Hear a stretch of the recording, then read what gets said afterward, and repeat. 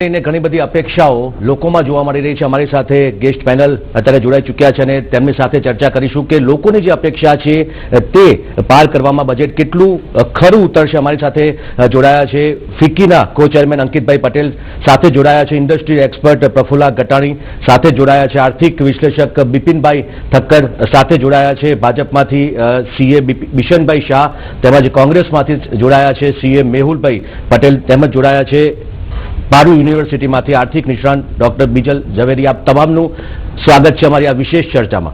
પ્રથમ પ્રફુલ્લાભાઈ, મહત્વનો મુદ્દો જે સેક્ટરમાં રાહત આપવાની જે રાહત મળશે તેવી અપેક્ષા છે અને સાથે સાથે કયા સેક્ટરને વધુ લાભ મળશે એવું આપણે લાગે છે, કારણ કે મહામારી બાદ આ બીજું બજેટ છે અને ત્રીજી લહેર વખતનું આ બજેટ છે। એટલે आपने बहुत सही बोला कि महामारी के बाद में ये अपना दूसरा बजट है। एक्चुअली मैं इस बजट को महामारी के बाद का बजट नहीं बोलता हूँ, मैं इस बजट को वैक्सीनेटेड बजट बोलता हूँ। ओके। क्योंकि अभी 75% पॉपुलेशन अपने देश की जो है वो ऑलरेडी वैक्सीनेटेड हो चुकी है, वो which is a very good news.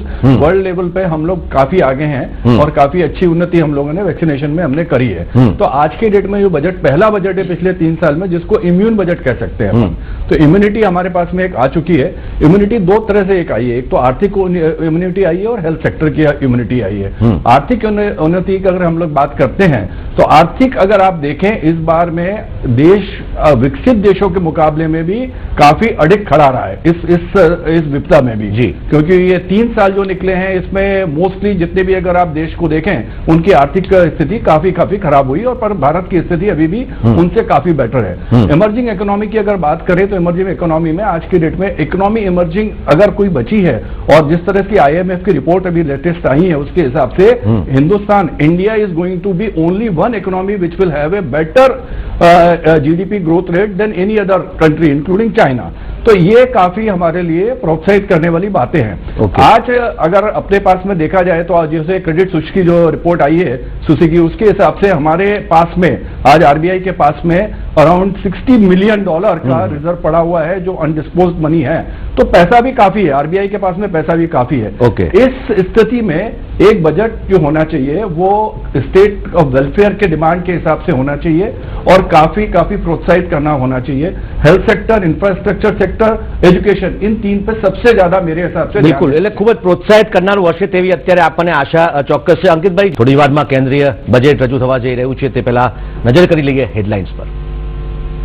તો આજ મુદ્દે ચર્ચા કરી રહ્યા છે અમારી સાથે વિવિધ ક્ષેત્રના નિષ્ણાંતો જોડાયેલા છે। પ્રફુલ્લાજી, મહત્વનો મુદ્દો ઉદ્યોગોને રાહતની વાત છે, નાના ઉદ્યોગો હોય કે મોટા ઉદ્યોગો હોય, ખાસ તો કોરોના કાળમાં અગાઉ પણ અંકિતભાઈ વાત કરી કે જે ઉદ્યોગોને મોટી અસર પહોંચી છે તેને કેટલી રાહતની અથવા તો કેટલી નવી જોગવાઈ મળે તેવી અપેક્ષા આપણે રાખી શકાય?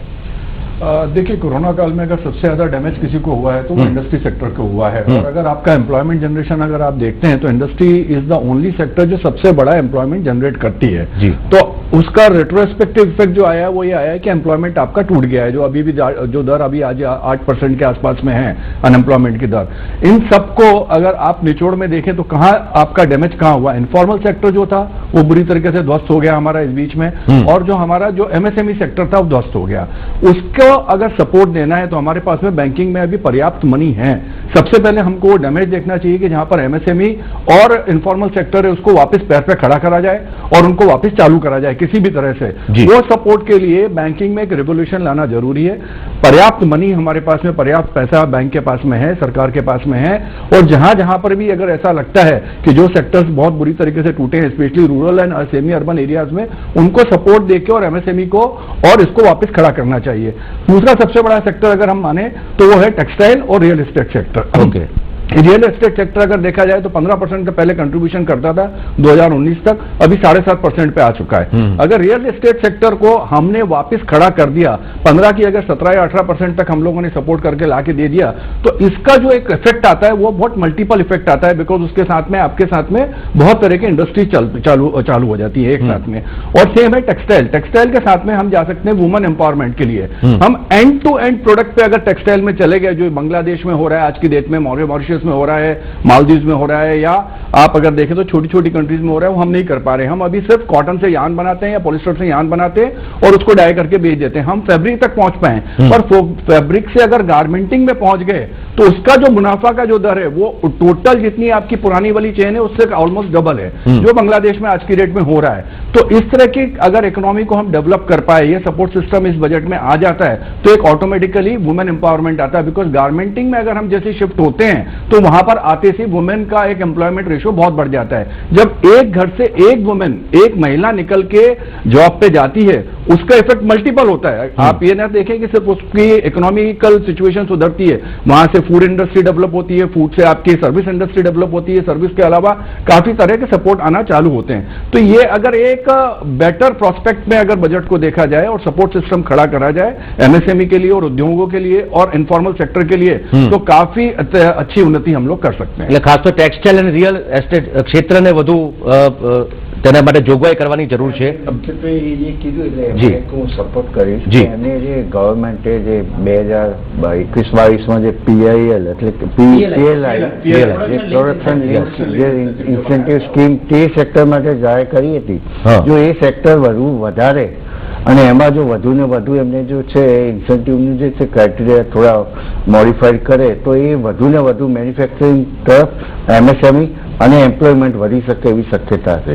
बिल्कुल। खास हूँ कहीं कैपिटल इन्फ्लक्स को जो होता है वो सिंप्लिसिटी करना बहुत जरूरी है। अभी इतना कॉम्प्लिकेटेड सिस्टम है कि आज जैसे फॉर एग्जांपल एक 10,000 रुपए का लोन हमने लॉरी वाले को देने के लिए रखा, तो आप एक समझिए लॉरी वाला 10,000 रुपए का लोन कैसे लेने जाएगा एक ठेले वाला, उसको कहाँ ज्ञान है कि वो बैंक में जाएगा, एप्लीकेशन देगा, 10,000 रुपए का लोन लेगा।